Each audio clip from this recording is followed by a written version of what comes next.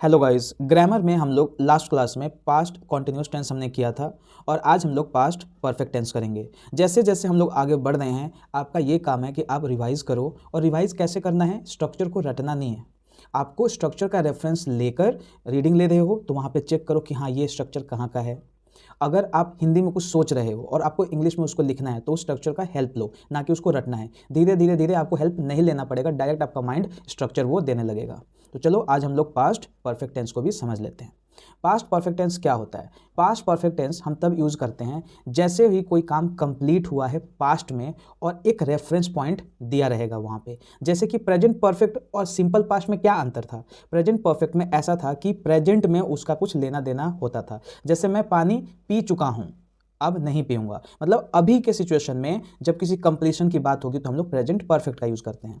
Past का कब use करते हैं? जब इनडेफिनिट टाइम हो, हमारे पास टाइम जब नहीं हो और हमें बोल दिया गया हो कि वह स्कूल गया, अब कुछ टाइम का हमें नहीं पता है, तो वहाँ पे हम लोग पास्ट टेंस का यूज़ करते थे। वैसे ही पास्ट परफेक्ट का कब यूज़ करेंगे? जब कोई पास्ट में कोई रेफरेंस पॉइंट लिया गया हो और उसके आसपास कुछ काम किया हो। जैसे 2010 से पहले वह बीएड की डिग्री कंप्लीट कर चुका था, तो ऐसे में हम लोग प्रेजेंट नहीं पास्ट परफेक्ट टेंस का यूज करेंगे। समझ आ गया आपका? अब यहां पे एक सेंटेंस देखो, there should be reference point. ये मैंने आपको भी एक्सप्लेन किया। वह चिड़ियाघर जा चुका था, मतलब जब हम कभी पास्ट की बात कर रहे हैं, जैसे 2010 की बात कर रहे हैं, तो 2010 से पहले वह चिड़ियाघर जा चुका था। तो ऐसे सेंस में जब हम लोग कुछ रेफरेंस लेंगे और उसके पहले वो काम कंप्लीट हो चुका है तो हम उसको क्या सेंस देंगे? पास्ट परफेक्ट टेंस का। तो इसका क्या हो जाएगा? ही हैड गॉन टू जू। अब यहाँ पे आपको टाइमलाइन समझाने के लिए मैं ये डायग्राम लेके आ रखा हूँ। जैसे देखो, एक रेफरेंस पॉइंट है, यहाँ पे आपको प्रेजेंट टेंस दिख रहा होगा, इसको प्रेजेंट टाइम करो, ठीक है। टेंस पूरा यहाँ पे हटा दो, आप यहाँ पे टाइम समझो, यहाँ पे टेंस नहीं है, मिस प्रिंट है। ये आपको टाइम लाइन दिखा रखा है, प्रेजेंट का अभी का समय, फिर पास्ट पास्ट का समय, फ्यूचर फ्यूचर का समय। ये समय है, मैं अगेन रिपीट कर रहा हूँ, यहाँ पे मिस प्रिंट है, ये टेंस नहीं है, ये प्रॉपर टाइम है, ठीक है। अब प्रेजेंट में अभी है हम लोग और पास्ट है, तो पास्ट में कुछ आपका हुआ है और रेफरेंस पॉइंट आपका दे दिया गया है। उस रेफरेंस पॉइंट से पहले कुछ अगर हुआ है तो हम लोग बात करेंगे किसका? पास्ट परफेक्ट टेंस का। जैसे इस एग्जांपल से ज़्यादा अच्छी तरह आप समझोगे, जैसे दिन के अंत तक शत्रु ने अपने हथियार डाल दिए या डाल दिए थे। तो इसको आप ढंग से देखो, रेफरेंस पॉइंट क्या है? दिन के अंत तक। हम पास्ट में किसी चीज की बात कर रहे हैं और रेफरेंस पॉइंट क्या है? दिन के अंत तक, मतलब उससे पहले पहले क्या है? उन लोगों ने हथियार डाल दिया था। तो क्या हो जाएगा इसका? By the end of the day the enemy had put down their weapon. वैसे ही इस टाइमलाइन को देखो, आप इस टाइमलाइन में देखो, प्रेजेंट है, पास्ट है, फ्यूचर है, वही है। टेंस की जगह पर आपको टाइम यहां पर देखना है, यहां पे टेंस मिस प्रिंट है। उस समय तक एसएस खोकर लगभग 3 वर्ष तक स्कूल के प्रिंसिपल रहे थे। उस समय तक मतलब जिस समय की बात हो रही है उस समय तक, तो उसका इंग्लिश क्या हो जाएगा? By that time SS Khokhar had been principal of the school for nearly 3 years.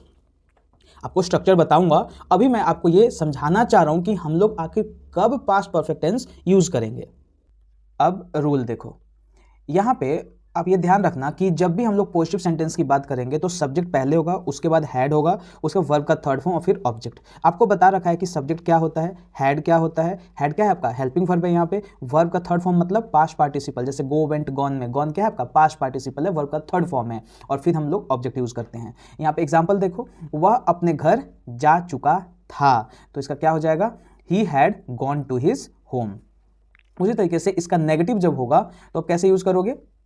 Subject होगा, फिर हैड होगा, उसके बाद हम नॉट का यूज करेंगे और फिर वर्ब का थर्ड फॉर्म और फिर ऑब्जेक्ट। जैसे 1958 तक वहां लोग रहना शुरू कर चुके थे, तो क्या होगा इसका? By 1958 people had started living there.